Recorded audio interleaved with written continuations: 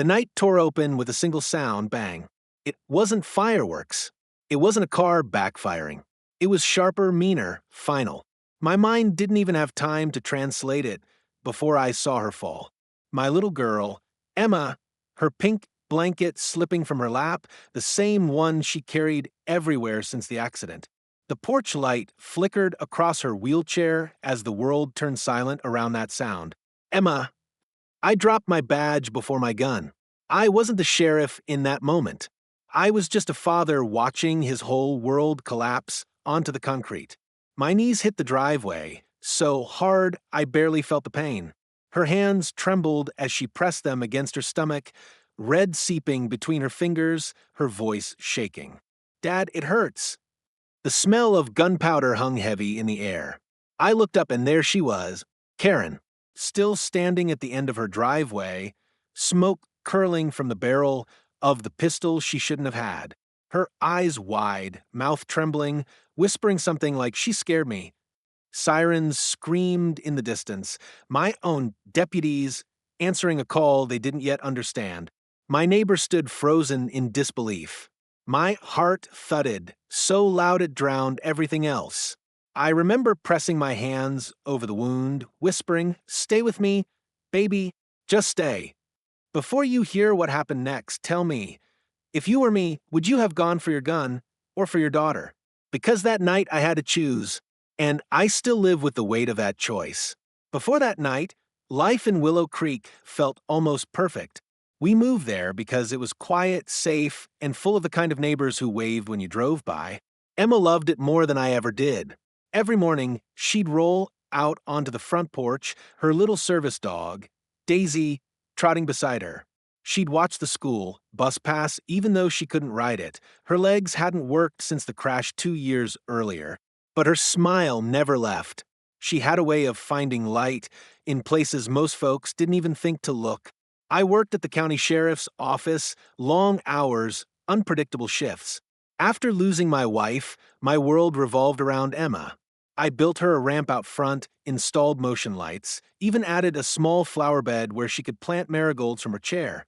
It was our routine, ordinary healing.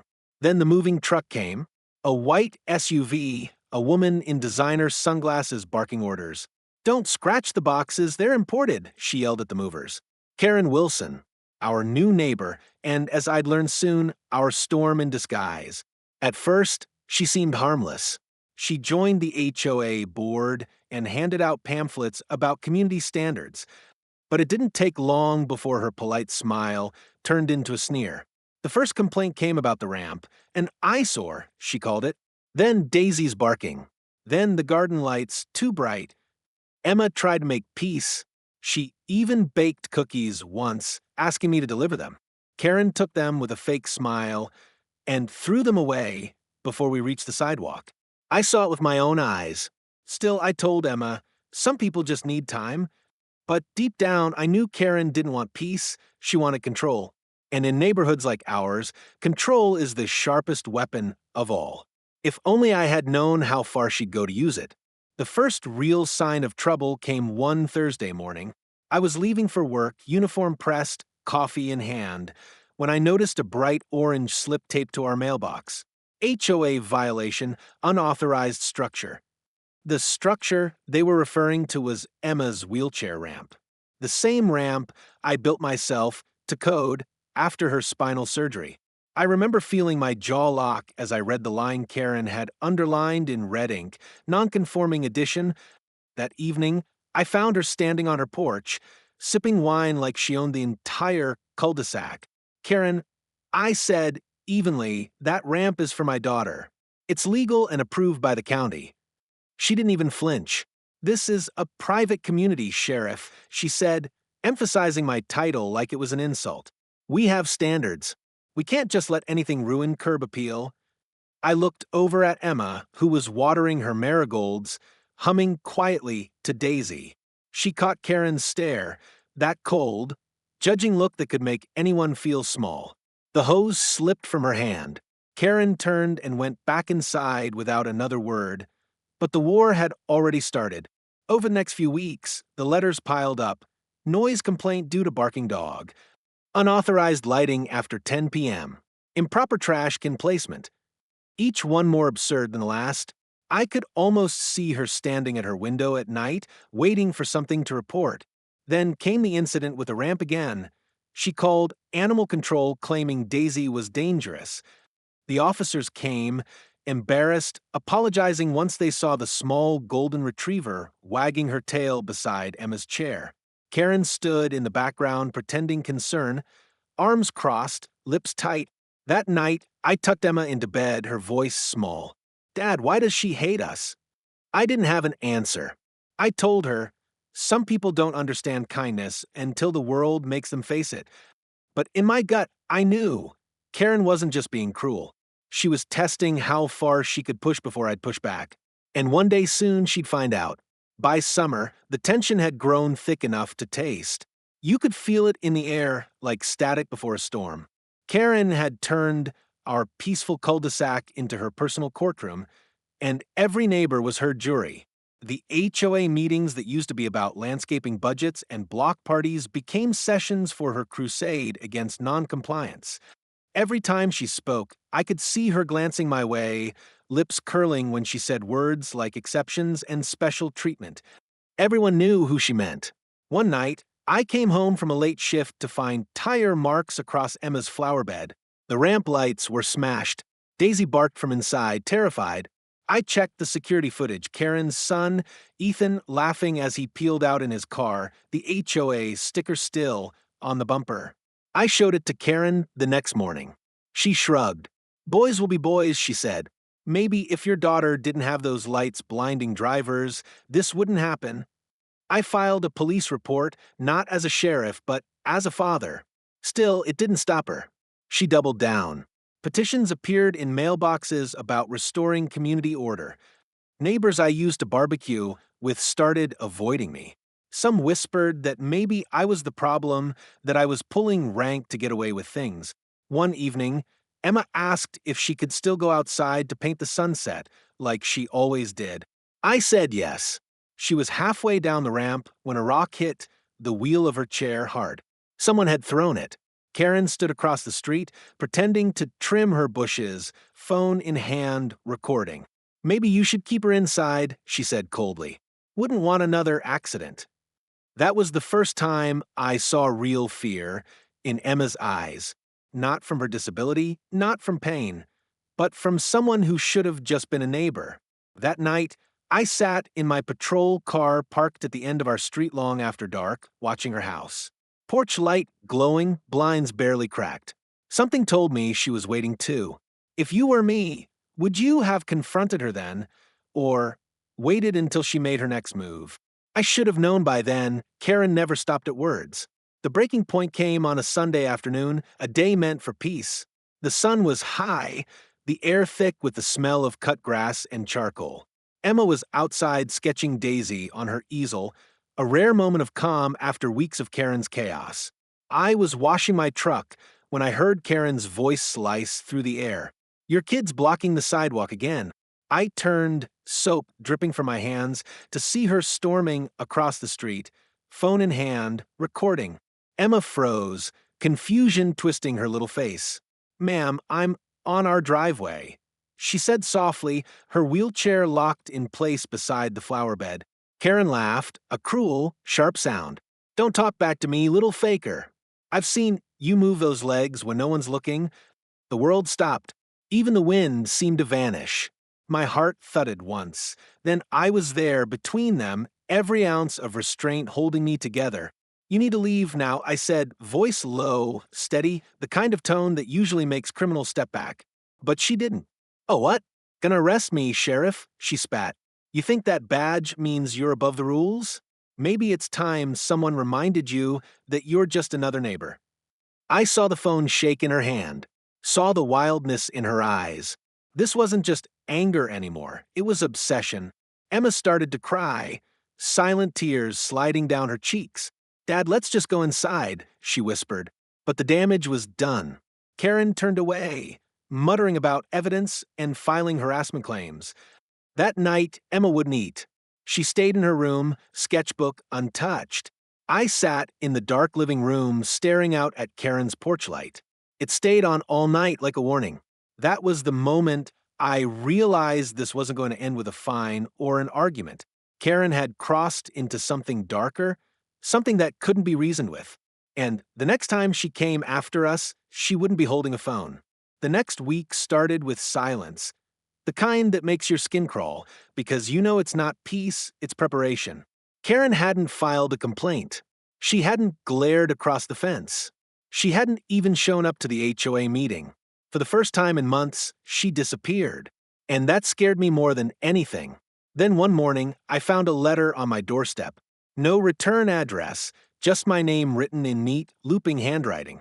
Inside was a printed HOA safety notice warning that unauthorized weapons were being kept in the neighborhood. At the bottom, Karen's signature. I wasn't stupid. I knew what it meant. She was baiting me, trying to get me to react, to lose control, to give her the proof she needed to make me look dangerous. So I did what any sheriff would do. I started investigating. I checked public records, ran her name through our database. What I found chilled me. 3 previous restraining orders, 2 for harassment, 1 for threats involving a firearm. She'd moved across counties twice in the last 5 years. She wasn't new to this game. That evening, I drove home just before sunset. The street was quiet except for the sound of a lawnmower in the distance. When I opened my door, I saw Emma's art supplies scattered across the porch, the same ones she'd kept neatly in her box. Her wheelchair was empty. For one heartbeat, my chest locked. Then I heard her voice, crying, coming from next door. I ran.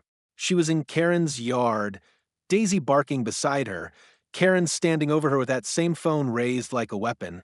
She came onto my property, Karen hissed, caught her trying to damage my car. Emma shook her head, trembling. My sketchbook fell. I stepped between them, voice like steel. Back up, Karen. She smiled, a slow, chilling curve. You think you can threaten me, Sheriff?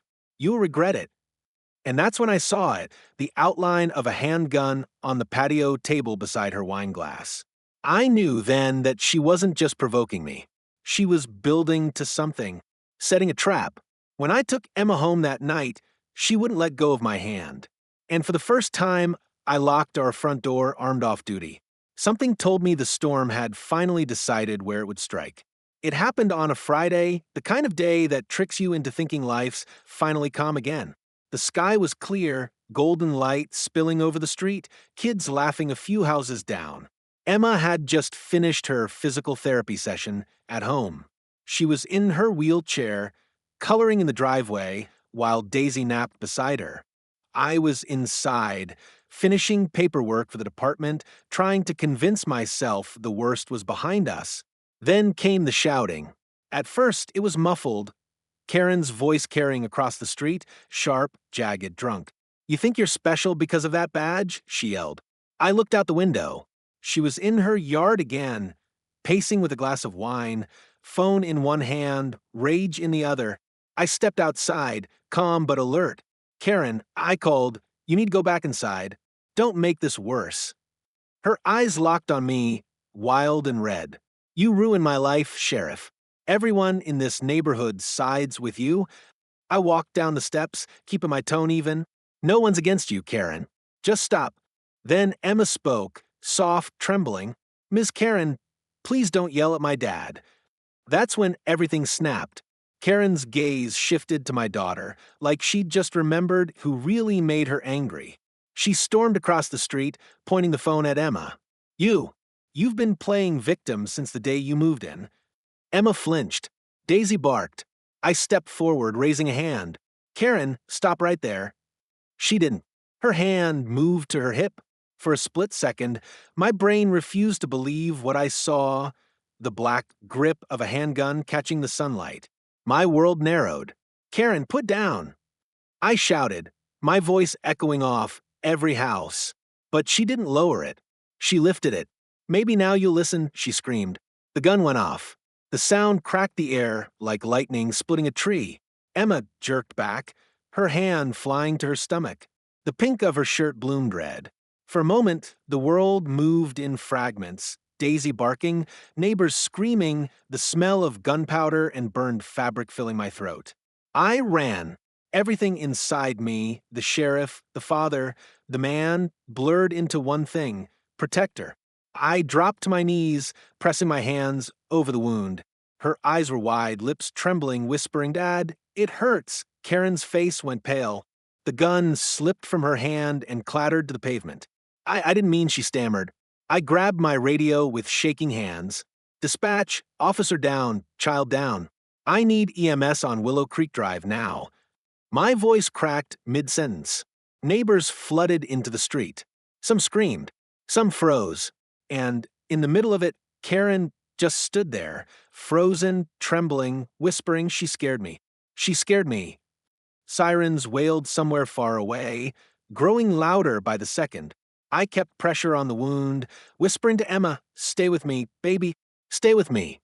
Don't you dare close your eyes." Her small hand gripped mine once, then went limp. When the paramedics finally arrived, they had to pull me back. My uniform was soaked in her blood. I remember one of them saying, "She's still got a pulse."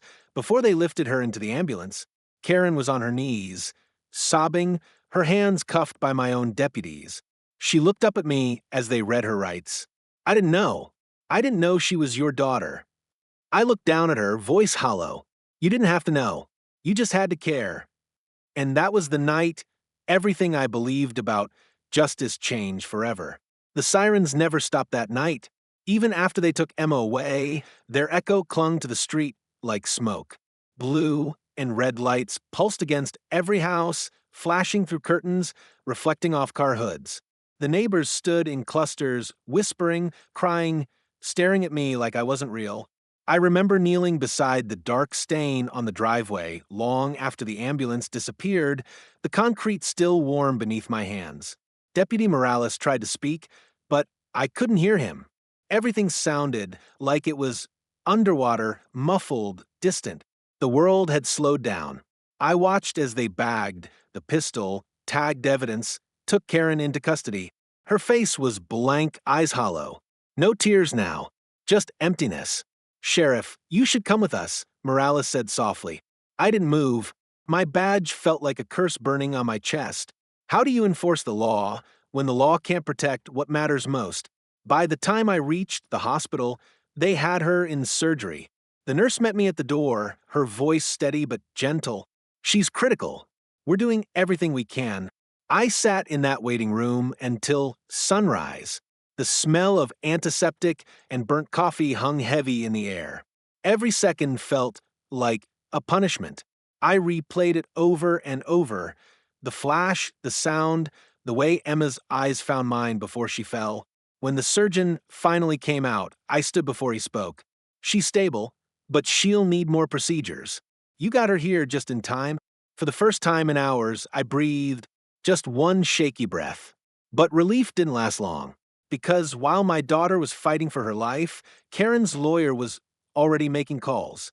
She was pleading self-defense, claiming Emma's dog lunged, that I provoked her. It was like being shot all over again, only this time the bullet was made of lies. I looked through the hospital window that night, city lights stretching into darkness, and swore one thing to myself. If justice was the only thing I had left to give my daughter, then justice was what I'd give her, whatever it took.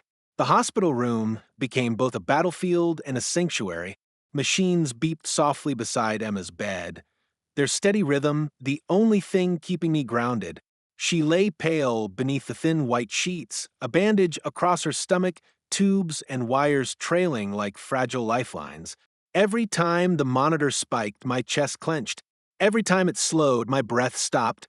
The nurses came and went, gentle but distant. They knew who I was, the county sheriff whose daughter had been shot by his own neighbor. Word had spread faster than I could stop it. Some whispered sympathy. Others just looked away, not knowing what to say. Meanwhile, I did what I always did best. I investigated. From the chair beside her bed, I made calls, reviewed body cam footage, replayed every witness statement. Morales had already processed the scene, but I needed to see it myself. He brought me the reports, photos of the driveway, shell casings, Karen's weapon, a registered Glock she'd bought 3 months prior. I stared at the evidence bag, rage and disbelief twisting inside me. Ballistics confirmed it. Morales said, quietly, no struggle, no second shot. It was deliberate. Deliberate. That word echoed through me like a hammer against steel. The next morning, I went back to the neighborhood. My badge didn't feel like armor anymore. It felt like responsibility. The same neighbors who used to wave now stepped aside when I walked past. One of them, Mrs. Leary, stopped me. She told everyone you threatened her, she whispered. Said your daughter came after her dog. Lies. Spun fast and clean. Karen's attorney was good. Too good. They were twisting the story before the facts could breathe. Back at the station, I watched the interrogation video. Karen sat at the table, arms crossed, her voice steady. I was scared, she said. They harassed me for months. That girl's dog lunged.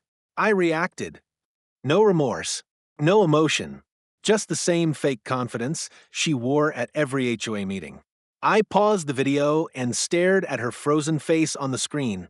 The woman who nearly killed my child. I thought about every father I'd ever told will get justice. Now, it was my turn to prove it. I leaned back, hands trembling slightly, and whispered to the empty room, you shot the wrong sheriff's daughter. Before you hear what happened next, tell me, if it were your child lying in that hospital bed, would you let the system handle it? Or would you make sure justice couldn't miss its mark? Because I already knew my answer. The courthouse smelled like cold marble and tension. Every sound, the creak of shoes, the whisper of papers, echoed too loud in that silence. Cameras flashed outside, reporters shouting questions about the sheriff's daughter. I didn't answer any. My badge was pinned to my chest, but this time it wasn't for authority, it was armor for a father standing in the place where justice either lived or died. Karen sat at the defendant's table in a navy blazer, hair neatly tied back, the picture of composure. Her lawyers had scrubbed her image clean, no wine glass, no rage, just a frightened woman defending herself. Across the aisle, the DA, a friend I'd worked cases with for years, nodded once at me before standing to begin. The first witness was the neighbor who'd seen it all, Mrs. Leary. Her voice shook. She aimed before she fired. The girl didn't move. She just sat there. The courtroom fell silent.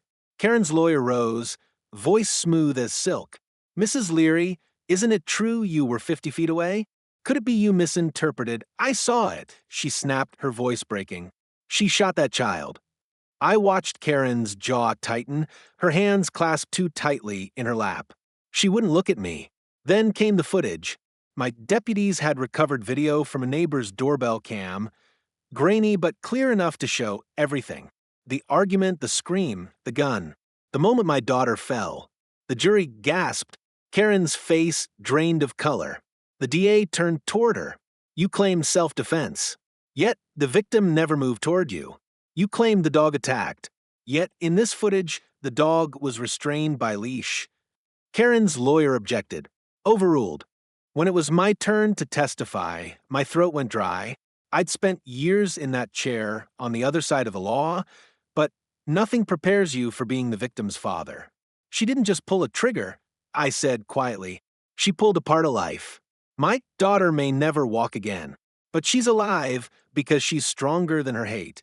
The defense tried to twist it, claiming I was intimidating, that my badge influenced the neighborhood, that I escalated tension.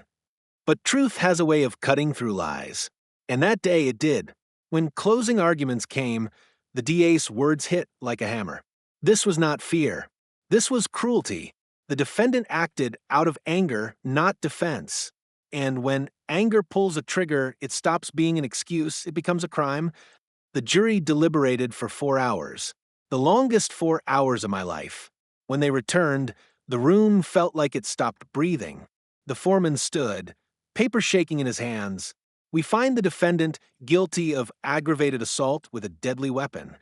Karen gasped, covering her mouth, eyes wide with disbelief.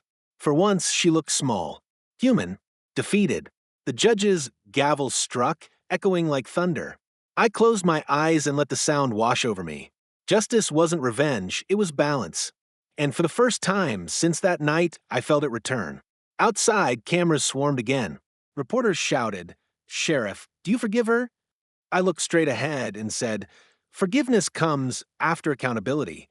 Because my daughter was still healing, and some wounds take longer than prison terms to fade. That evening, I went back to the hospital, holding the verdict in my hand like proof that good still mattered. Emma was awake, smiling faintly. "Did she go to jail?" she whispered. I nodded. "Yeah, sweetheart. She won't hurt anyone again." She squeezed my hand weakly, eyes closing. "Good. I just wanted it to stop." And for the first time in months, it finally did. The verdict should have felt like victory, but it didn't. Not entirely. Justice had been served, yes, but justice doesn't erase what happened. It doesn't fill the space left by screams that still echo when you close your eyes.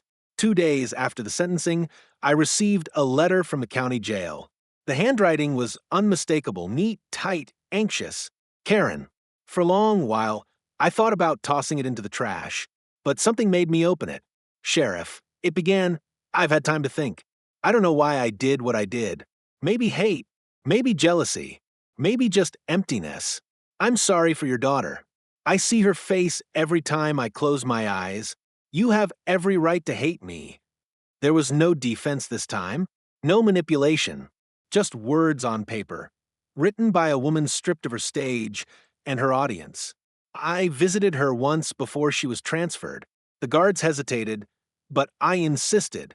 I needed to see her, not for her, but for me. She sat behind the glass, pale and tired, her arrogance gone. When she lifted the phone, her hand trembled. "I don't expect forgiveness," she said. "But I needed to tell you, I never meant to shoot her. I just wanted you scared." I stared at her through the reflection. "You got what you wanted," I said quietly. "You scared her. You scared all of us. And maybe that's something you'll carry longer than your sentence." She nodded, eyes glistening. "Do you ever think people can change?" I paused. "Only if they learn what they destroyed first." When I walked out of that jail, the air felt heavy, but it wasn't anger anymore. It was finality. The kind that comes when you stop asking why and start living with what is. Back at the hospital, Emma was sitting up for the first time since the shooting, painting with shaky hands. The picture was of our old porch, before the chaos, before the blood. She looked up and smiled. "Dad, I think I'm ready to go home soon." Tears burned behind my eyes, but I managed a nod. "Yeah, sweetheart. Me too." That night, we returned home to the quiet street that once knew only fear. The ramp was rebuilt. The lights were back. Neighbors left flowers, apology notes, cards. I stood there under the porch light, feeling the cool wind move through the trees. The same street that once took everything from us now held a small kind of peace. And maybe that's what justice really is. Not revenge, not satisfaction, just the quiet return of peace after the storm. The seasons changed before I realized time had started moving again. By autumn, the house felt alive with sound, the soft hum of the heater, Daisy's paws on the hardwood, and Emma's laughter echoing faintly down the hall. She was home now, weaker but brighter, sunlight spilling across her face as she practiced rolling through the yard on her own again. Every turn of her wheels felt like a victory. I'd taken a leave from the sheriff's office. The badge sat in its case on my desk, next to the blood-stained ramp light I'd kept as a reminder. Not of pain, but of purpose.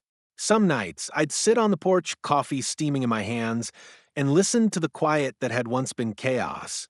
It sounded different now. Peaceful. Earned. Neighbors slowly began to come back. Mrs. Leary bringing casseroles, Mr. Doyle helping fix the mailbox Karen's son had smashed months ago. Nobody talked about what happened directly, but the silence between us carried understanding. The street had learned something, too, that fear grows when good people stay quiet. One afternoon, Emma called me from the porch. "Dad, look," she said. She was painting again, a picture of our house under a blue sky, the ramp bright and strong in front.